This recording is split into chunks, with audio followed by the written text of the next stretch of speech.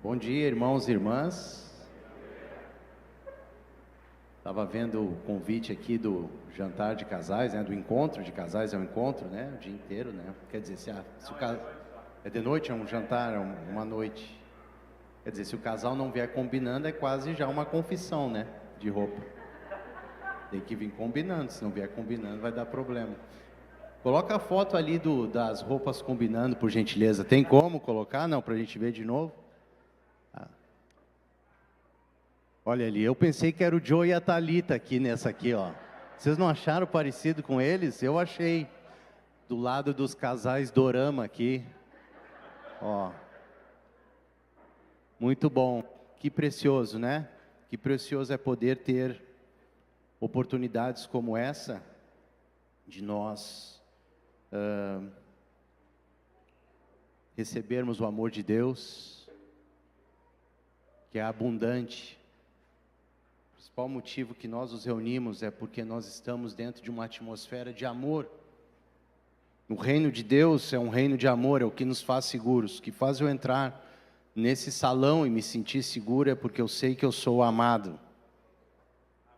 O que faz todos nós nos sentirmos seguros é o ambiente de amor que Deus gera. Eu ouvi uma frase de um amigo esses dias, eu aprendi essa frase. Estava numa localidade do nosso estado, compartilhando com ele a palavra. Estávamos dividindo o partilhar. E esse irmão querido, ele compartilhou uma frase que eu gostaria que você repetisse também depois que eu disser. Ele disse que nós somos muito amados para muito amar. Repete comigo, muito amado para muito amar. Muito amado para muito amar. Que maravilhoso. Quantos gostam de viajar aqui? Levanta a mão. Deixa eu mudar a pergunta. Quantos não gostam de viajar? Levanta a mão que eu quero ver. Pode levantar sem medo, ninguém vai te condenar nem jogar pedra. Eu vi nem de férias, nem de nada, né? Não gosta de ir para a praia, não gosta. Uma pessoa ali não gosta. 99%, pode baixar agora. 99% das pessoas gostam de viajar. É claro, nós estamos falando de viagem de lazer, não estamos falando de viagem de trabalho, né? Eu lembro que o Dani Gotti viajava a trabalho, né? Ia atender a IOC lá, né? É outro universo quando nós viajamos a trabalho. Quando nós viajamos a trabalho, nós estamos querendo voltar para casa. Mas quando nós saímos em viagem de férias, de lazer, como é bom, né? As expectativas que nós temos. Alguns dizem que viajar gera o prazer de ir. Apenas ir nos faz bem viajar. Só o fato de preparar e programar e organizar a viagem, se nós temos filhos pequenos, então nós temos aquela expectativa de preparar as coisas, e a gente coloca o carro na rua, ou vai para um ônibus, ou seja, para onde for, assim que dobra a esquina, o filho e a filha perguntam se nós já estamos chegando. Não é verdade? Pode levar 6 horas, se vamos para Santa Catarina, se vamos para o nosso litoral, se vamos para a serra. Vocês sabem, eu sou um homem que vive do Evangelho, então, como Paulo, eu posso dizer que eu aprendi a viver contente em toda e qualquer situação, às vezes com muito, às vezes com pouco, às vezes podendo, às vezes não podendo.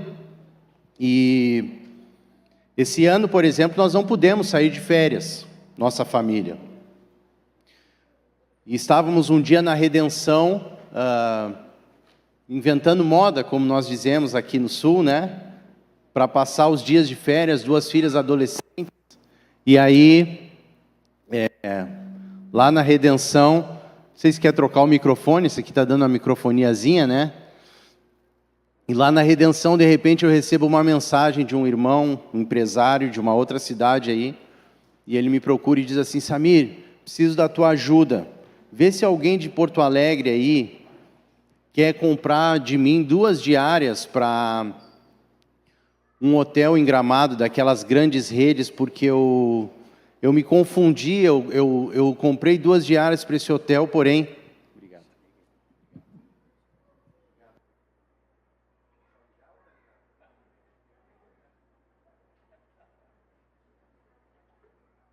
Som. E ele falou, tenho 2 diárias, só que eu confundi, porque eu comprei para ir com a minha família, porque meu filho ia jogar futebol, e eu achei que era em Taquara, que é perto de Gramado. Mas hoje, essa semana eu fui ver que, na verdade, a cidade que eu ia era Taquari, que é lá no centro do estado. Então ele estava com as 2 diárias e estaria num outro lugar, e ele me falou, então se puder divulgar, eu falei, claro, posso divulgar sim, me fala os valores. Aí ele deu uns minutinhos assim, ele falou, tu tem disponível de hoje até sexta? Eu falei, estou com a roupa de ir. Ele falou, quero te ofertar então, para ti e para tua família. Então eu que estava sem férias, de plebeu a rei em questão de minutos, né? Gente, não era um quarto do hotel, era o quarto, o melhor quarto. Ele tinha, no próprio quarto, ele tinha uma varanda estendida, isolada no térreo, com uma jacuzzi exclusiva, aquela água térmica. Então, gente, eu saí assim, do 0 a 1000 em muito pouco tempo. Mas vocês imaginam a expectativa, né? Então, que gera. Quando a gente vai para o hotel, né? A gente pensa assim, como é que vai ser o quarto? Como é que vai ser... será que é um quarto bom? Será que a cama é boa? O chuveiro é tão bom, chuveiro de hotel é tão bom, né?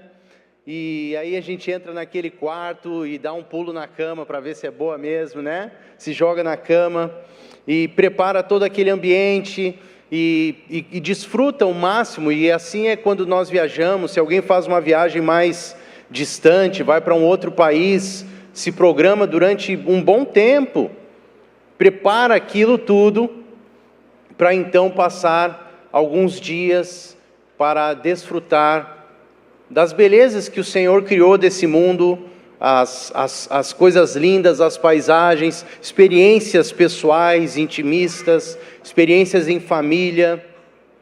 Esse hotel que a gente estava tinha uma vista maravilhosa num vale lá de Gramado. De noite eles acendiam uma espécie de fogueira assim na rua para a gente sentar lá e ofereciam marshmallow e a gente estava ali desfrutando e de repente a gente tem aquela experiência, mas ela acaba.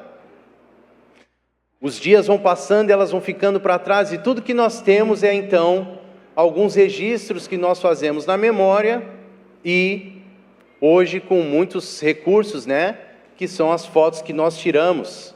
Que, aliás, a nova geração não sabe o que é, no passado, nós registrarmos memórias da nossa vida com filmes de 12, 24 e 36 poses. Olha o nome, pose, você tinha que fazer uma pose. Não tinha como editar. Do jeito que ficava, tirava a foto, ficava. Então, às vezes, você saía com o olho assim, às vezes você saía com o cabelo do jeito que não queria, mas era tudo que nós tínhamos. E eu vou dizer, a gente era feliz com essas poses horrorosas, fazia parte da nossa história, olhar para aquela foto e dar risada, que foto que deu errado, né? Eu lembro que uma vez eu fui com o Rubinho e a Dani, nossos companheiros de Porto Alegre, eu e Lu, recém-casados, fomos para Maceió, e um rapaz nos vendeu lá uma ideia de a gente fazer um pacote em Maragogi, e a gente entrou debaixo d'água, e ele falou, agora eu vou tirar de vocês uma foto que chama Momento Love. Vocês debaixo d'água, dão um beijinho, a gente tira a foto. Pensa numa foto bizarra que ficou um joelho no rosto, a cara assim. Ele levou o nosso dinheiro e nós temos o Momento Love, que ficou um momento engraçado, né? São memórias. Memórias que nós carregamos, mas essas memórias, elas ficam no passado. Elas ficam registradas na nossa vida, mas elas passam. O que Jesus está fazendo comigo e com você é construir memórias futuras. E é sobre isso que eu gostaria de começar a nossa conversa nessa manhã. Por gentileza, abra sua Bíblia comigo em Mateus capítulo 25, versículo 31 em diante. Mateus capítulo 25, versos 31 e diante. Quando o Filho do Homem vier, na sua majestade, e todos os anjos com ele. Então se assentará no trono da sua glória. Todas as nações serão reunidas em sua presença, e ele separará uns dos outros, como o pastor separa as ovelhas dos cabritos. Porá as ovelhas à sua direita e os cabritos à sua esquerda. Então o rei dirá aos que estiverem à sua direita: venham, benditos de meu Pai, venham herdar o reino que está preparado para vocês desde a fundação do mundo. Porque tive fome e vocês me deram de comer, tive sede e vocês me deram de beber. Eu era forasteiro e vocês me hospedaram. Eu estava nu e vocês me vestiram, enfermo e me visitaram, preso e foram me ver. Então os justos perguntarão: quando foi que vimos o Senhor com fome e lhe demos de comer, ou com sede e lhe demos de beber? E quando foi que vimos que o Senhor como forasteiro e o hospedamos, ou nu e o vestimos? E quando foi que vimos o Senhor enfermo ou preso e fomos visitá-lo? O rei, respondendo, lhes dirá: em verdade lhes digo que sempre que o fizeram a um destes meus pequeninos, foi a mim que o fizeram. Então o rei dirá também aos que estiverem à sua esquerda: afastem-se de mim, malditos, para o fogo eterno, preparado para o diabo e seus anjos. Porque tive fome, e vocês não me deram de comer, tive sede, e vocês não me deram de beber, sendo forasteiro, vocês não me hospedaram, estando nu, vocês não me vestiram, achando-me enfermo e preso, vocês não foram me ver. E eles lhe perguntarão: quando foi que vimos o Senhor com fome, com sede, forasteiro, nu, enfermo ou preso, e não o socorremos? Então o rei responderá: em verdade lhes digo que sempre que o deixaram de fazer a um destes mais pequeninos, foi a mim que o deixaram de fazer.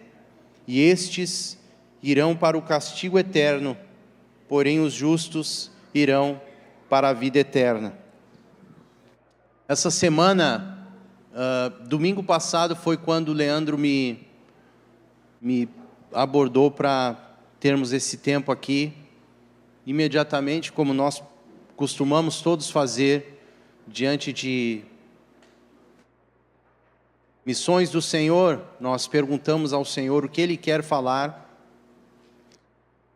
E eu pedi para o Senhor, então, o que o Senhor quer falar? E o Senhor me disse para falar para vocês isso, para a igreja aqui. Vocês fizeram isso no ano passado e trouxe muita alegria para o Senhor. E o Senhor quer que vocês saibam que sobre a vida de cada um, o Senhor está construindo memórias futuras. Nós temos uma ideia muito errada, ou talvez uma noção muito errada da vida eterna, porque nós vemos a vida eterna como algo muito distante. E claro que eu não quero generalizar, mas muitas vezes nós pensamos na vida eterna como algo futuro, mas quando nós rendemos nossa vida a Cristo, a nossa vida se tornou eterna naquele exato momento. E você precisa entender que a morte, ela é de fato um piscar de olhos. Quando nós piscamos o olho e abrimos novamente, nós estamos então desfrutando dos investimentos que nós fizemos na vida. Nesse tempo aqui, no plantio que nós colocamos em nome de Deus, no investimento que nós demos para a vida, nas noites mal dormidas. na comida que nós damos a alguém sem que ninguém veja, no tempo que nós dedicamos a conversar, a ouvir uma pessoa e simplesmente dar atenção. Jesus criou um sistema de premiação para todo aquele que decidiu trilhar o seu caminho, o caminho da cruz. E vocês fizeram isso naqueles dias. E é interessante, vocês acredito que irão concordar comigo que os momentos mais difíceis da nossa vida extraem o melhor de nós. Parece que nós sabemos o que fazer nos momentos de pressão, porque o Espírito Santo habita em nós e nos guia, e ministra ao nosso coração, e nós não temos tempo tanto de consultar o nosso intelecto natural, mas nós nos deixamos e nos permitimos ser movidos por Ele. Eu quero encorajar vocês, meus irmãos, vocês que têm pago um preço na sua vida, vai valer a pena, vai valer a pena, porque as melhores memórias desse mundo, elas vão passar, mas as memórias, as coisas que vocês estão construindo para o reino de Deus, elas nunca mais vão passar, elas jamais serão movidas da sua vida, elas ficarão como um memorial eterno diante de Deus, e você será sempre conhecido diante de Deus e diante da multidão de santos e testemunhas como alguém da sua geração que glorificou a Jesus com a sua vida, a qual Jesus diz em Mateus capítulo 5:16, brilhe a luz de vocês diante dos homens, para que vejam as boas obras de vocês e glorifiquem ao Pai de vocês que está nos céus. Valerá a pena cada investimento, valerá a pena cada proclamação do Evangelho, valerá a pena cada decisão aonde você decidiu seguir e trilhar os passos de Jesus. Ele diz: venham, benditos do meu Pai. O convite é feito por Ele mesmo. Ele convida: venham, benditos do meu Pai. Vocês são ovelhas. E a questão nesta manhã é que Deus quer que toda a humanidade seja ovelha do Senhor Jesus. Porque se você prestou atenção no texto que nós lemos, há uma distinção entre ovelha e cabrito. E como nós podemos distinguir quem é ovelha, quem é cabrito? E aí nós devemos ir para João 10, versículo 9, aonde Jesus diz que Ele é o bom pastor, o pastor das ovelhas, mas o versículo 9, ele diz que Ele é a porta. Para nós nos tornarmos ovelhas de Jesus, nós precisamos conhecê-lo e render nossa vida a Ele, para que entremos no seu reino, já que Ele é a porta. Repete comigo: porta, porta. Nós todos, para nos tornarmos ovelhas do Senhor Jesus, nós precisamos entrar na porta, e não existem diversas portas. Nenhum de nós vai poder chegar no último dia, no dia do juízo final. Vocês leram que Ele vai reunir todas as nações. Nós lemos agora em Mateus 25, que Ele vai reunir todas as nações, e naquele dia Ele vai separar as pessoas, as suas ovelhas à sua direita e os seus cabritos à sua esquerda, e nenhum de nós vai poder dizer por si só que é uma ovelha dele. Ele vai dizer quem são as suas ovelhas e quem não são. Então aqui não entra nenhuma boa obra que você tenha realizado, nenhuma boa ação o torna apto a entrar nisso, mas Ele ao mesmo tempo, uma vez que nós entramos por Ele, uma vez que nós nos rendemos a Ele, uma vez que nós nos convertemos a Ele, nós então vamos entrar por essa porta e Ele vai nos habilitar para essas boas obras. Mas as boas obras, elas não são um cartão de apresentação que eu posso dizer: eu sou bom o suficiente para ser considerado ovelha. Você está entendendo isso? Diga amém. Então nós somos ovelhas por causa de uma palavra que Jesus nos deu, em que Ele diz: eu sou a porta e quem entrar por mim será salvo, porque nós precisamos ser salvos, nós precisamos da salvação, salvação do pecado. Nós nascemos em pecado, nós nascemos com uma natureza pecaminosa. O Salmo capítulo 51, versículo 5, o salmista ele declara: eu nasci em pecado me concebeu a minha mãe. Então nós já nascemos com essa coisa dentro de nós chamada pecado. Todos nós nascemos com isso. É isso que faz nós termos os pensamentos horrorosos que nós temos, as coisas que ninguém vê, que vêm no nosso coração e na nossa mente, às vezes coisas horríveis, pensamentos terríveis, coisas que nem combinam com as nossas expressões externas. Isso é por causa do pecado. Então nós nascemos em pecado. A palavra diz em Romanos capítulo 6, 23, que o salário do pecado é a morte. Então nós precisamos entender que uma pessoa que não entrou pela porta, que é Jesus, ela não será reconhecida quando chegar diante de Deus como uma ovelha. O que faz uma pessoa ser reconhecida como ovelha é justamente o momento em que ela diz: a partir desse momento, Jesus, a minha vida eu entrego a Ti para que Tu seja o Senhor, porque Ele disse que quem cresce nele seria salvo.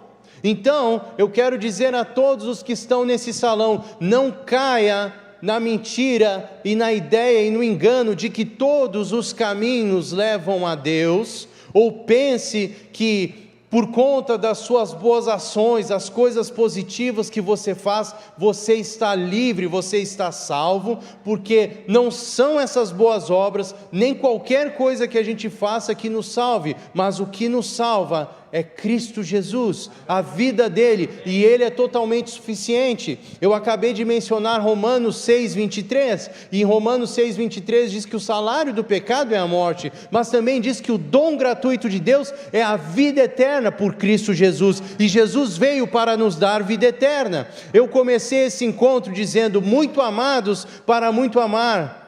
E nós precisamos compreender o que é ser muito amado da perspectiva de Deus, porque se você analisar as coisas físicas que você compra na sua vida mais caras, são coisas que você considera que tem muito valor para você. E as coisas mais caras que nós temos é um imóvel, é um carro, ou então a gente compra um aparelho de televisão grande porque a gente gosta de assistir jogos de futebol, ou então a gente gosta de um sistema de som legal. Hoje nem tem mais isso, hoje virou uma caixinha, né? Antigamente não, a gente comprava um 3 em 1, ou não é verdade? Toca fita, disco, era uma máquina, toca fita, disco, a gente investia. E aquilo tinha um valor para nós, e a gente limpava e polia, tinha um valor muito grande para nós. As coisas mais valiosas para nós são as coisas que nós pagamos mais. Você concorda comigo, sim ou não? Sim ou não? Sim. Pois Jesus pagou pela sua vida com o que Ele tinha de mais precioso, que deu o seu próprio sangue para morrer por você. Não existe amor maior do que esse. Portanto, nós precisamos, como cristãos, compreender que a nossa vida tem valor, e tem muito valor, sim, diante de Deus. Você tem valor, é valorizado, porque ninguém morre por algo que não vale a nada. A sua vida tem valor para Deus. Um dos momentos únicos narrados na Bíblia é quando Jesus nasce. O Pai, o Deus Todo-Poderoso, Ele abre uma exceção para alguns pastores no meio do campo, e Ele permite que eles vejam o céu, não o céu estrelado que nós vemos todos os dias, mas o céu dos céus, o lugar onde Ele habita. Deus abre o céu, e quando Ele abre o céu, esses homens veem anjos dizendo que naquele dia tinha nascido o Salvador dos homens. O Pai é que decidiu isso, o Pai é que abriu o céu e resolveu mostrar a sua glória, e os anjos cantaram e disseram: paz na terra entre os homens a quem Ele quer bem. Deus quer você bem. Deus quer você bem, a sua vida tem valor, a sua vida tem importância, você importa para Deus, a sua vida é importante. Aí você pode me perguntar, mas se a minha vida é importante, por que eu passo por tanta dificuldade? Por causa do nosso pecado.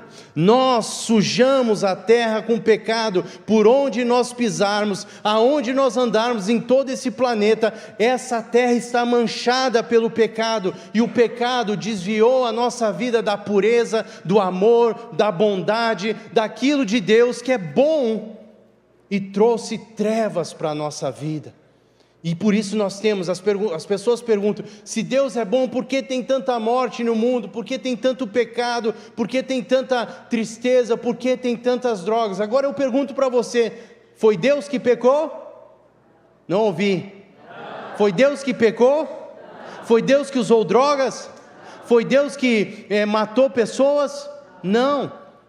O homem fez isso. Agora Deus rompe com o seu próprio estado de conservação no céu e envia o seu Filho como um de nós, para viver entre nós como qualquer um de nós, para andar e pisar nessa terra suja pelo pecado. E vejam, irmãos, quando ele nasceu, o Filho de Deus, o Rei dos Reis, ele não foi colocado, como João Batista diz, ele não foi colocado num palácio real, ou como Jesus fala, lembrando de João Batista, ele não foi colocado num palácio real, ele não foi colocado entre reis, ele nasceu numa manjedoura, e ele viveu como um homem simples, um homem do povo, no meio das pessoas, para se identificar com a sua e a minha natureza. E se isso não é amor, o que mais pode ser? O Deus que se faz homem como um de nós, porém ele nunca pecou, não havia pecado. E se a Bíblia diz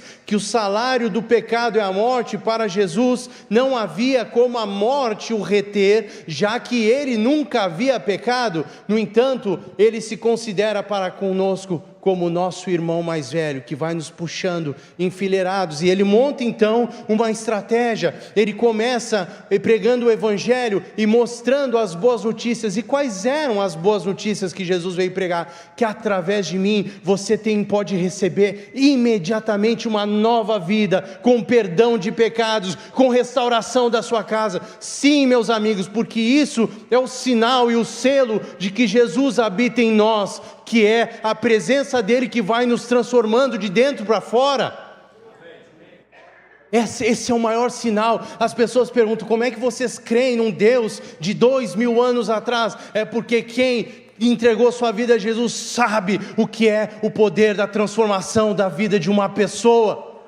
Ele muda uma pessoa de dentro para fora, ele começa a transformar o nosso interior, ele começa a fazer nós mudarmos a atitude. Eu me torno um homem mais amoroso com a minha esposa, eu começo a liberar perdão, eu começo a ser perdoado. Deus começa a curar isso que Roberto nos trouxe, de cura da nossa alma. Que coisa boa cada vez que nós nos expomos a esse amor maravilhoso, porque o retiro de cura da alma deveria se chamar retiro de amor, porque a gente vem sobrecarregado de coisas e pesos e culpas, engano e condenação, e Deus vai ministrando ao nosso coração, e a gente fica cada vez mais leve, mais transformado. E antes a gente era preso com algum orgulho, a gente vai lá e pede perdão, e a gente se humilha, e a nossa vida fica melhor. Amém. Ela muda. Nós somos mudados, nós somos feitos um novo homem, uma nova mulher. Nós vamos nos tornando iguais a Deus.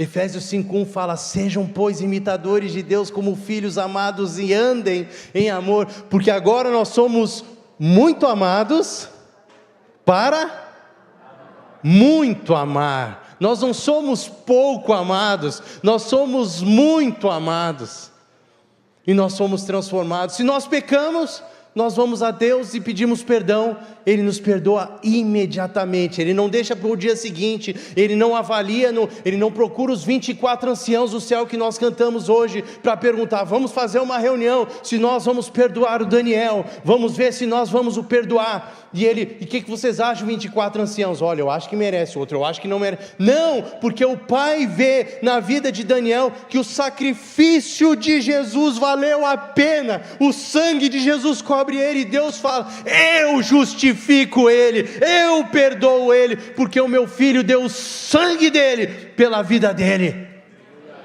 Você entende isso? Essa é uma palavra para a igreja. Pare de olhar para você,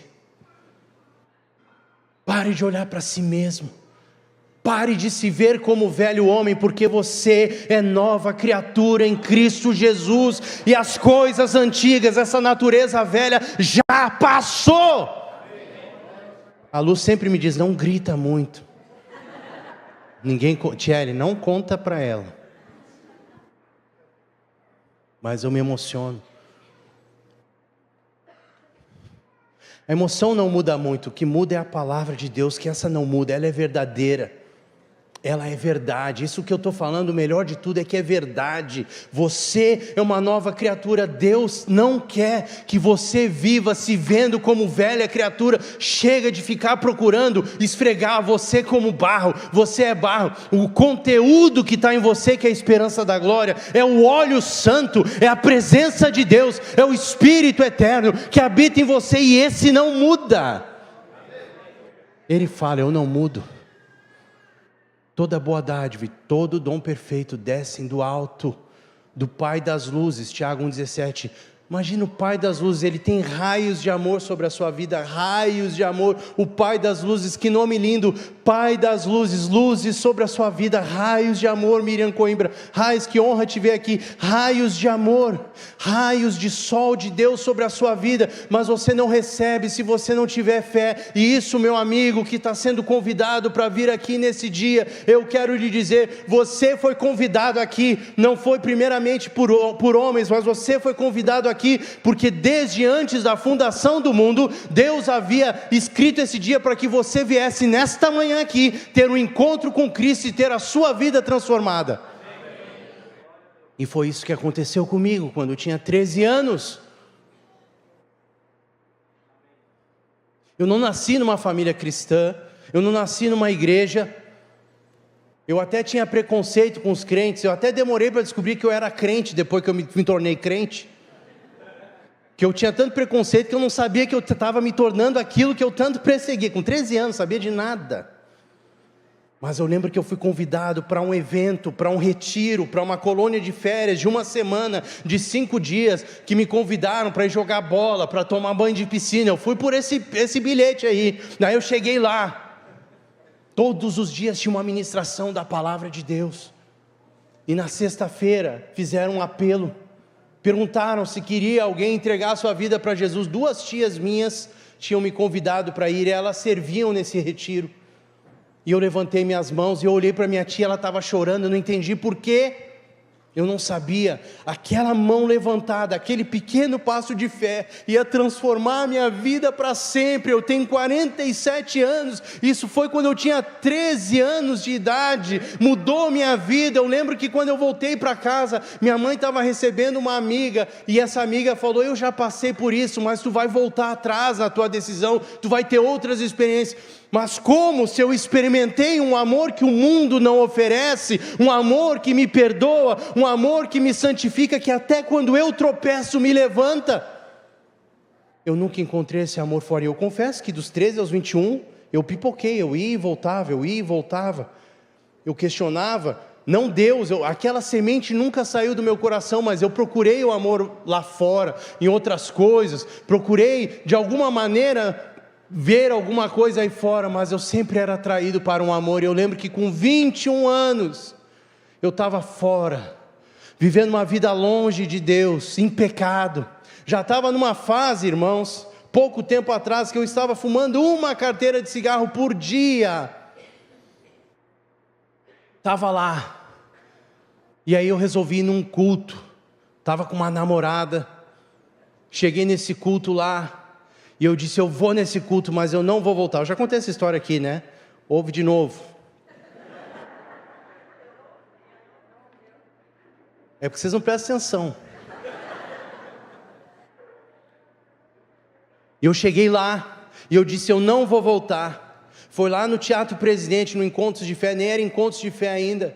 E eu sei que na hora do louvor, os irmãos estavam louvando que nem aqui. Irmãos, eu prometo para vocês, eu senti uma bazuca de amor me envolvendo, um amor que eu já tinha experimentado, e eu que disse que não queria voltar, eu disse, agora eu não quero mais sair daqui, Deus, não me deixa mais me afastar. E eu estava com 21 anos, eu estou com 47 anos de idade, todos os dias experimentando dessa bondade, desse amor, dessa misericórdia, desse carinho. Deus me mudou, me deu uma família, uma esposa linda e maravilhosa, 2 filhas lindas, uma família grande, uma família de amigos, de irmãos que eu convivo, que me amam, que me perdoam, que me cuidam, onde eu me sinto acolhido, amado. Eu tenho uma família, eu tenho uma família.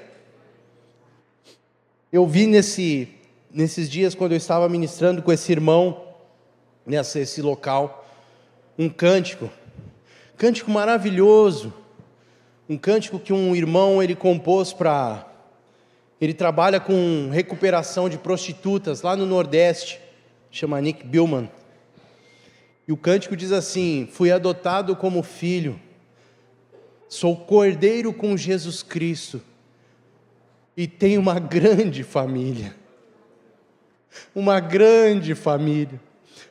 meu amigo convidado, minha amiga convidada nessa noite, nessa manhã, você não está aqui por acaso, Jesus está convidando você para fazer parte da família dele, e eu pergunto para você, você não está cansado de andar sozinho pelos seus próprios caminhos? Deus convida você nesse dia a ter um começo com Cristo, a ter sua vida transformada, a recomeçar com o Senhor. Deixa Ele te mudar, deixa Ele te transformar, deixa Ele te acessar. Então, nessa manhã, eu não vou me delongar mais.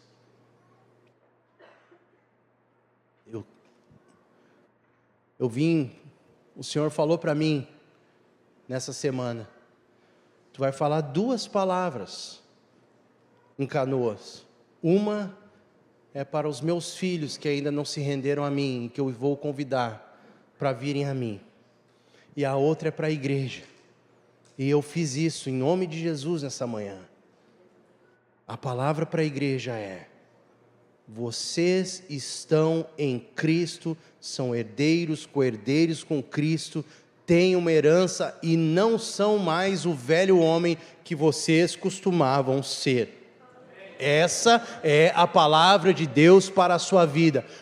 Pare de se olhar no espelho e olhe mais para a palavra de Deus.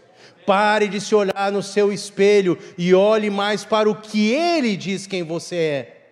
Existe uma falsa humildade de nós nos considerarmos constantemente indignos, quando Deus trabalhou para que nós nos tornássemos dignos do amor dEle, para andarmos no amor dEle, não para avaliarmos se merecemos constantemente ou não, porque Jesus nos tornou tais quais Ele é. Tais quais Ele é. Essa é a palavra para a igreja. Mas a palavra para você, meu amigo, minha amiga, que está nos visitando nesta manhã. Você não está aqui por acaso.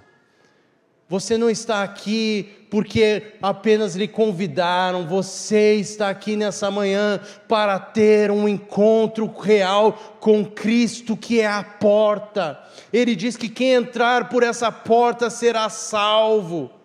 Não importa o que você viveu daqui para trás, importa o que Ele vai fazer com a sua vida daqui para frente, porque você vai receber a vida eterna. Através dEle, é um convite amoroso dEle. Eu te fiz para a minha glória, eu te criei para mim, e longe de mim tu não vais conseguir tu precisas de mim. Ele veio e o seu valor é o valor do sangue que Ele deu por você. Então não é para você se melhorar, para se aproximar dEle, é para você ir para Ele que Ele transforma a sua vida. Então nessa manhã, vamos ficar em pé, vou chamar a banda aqui.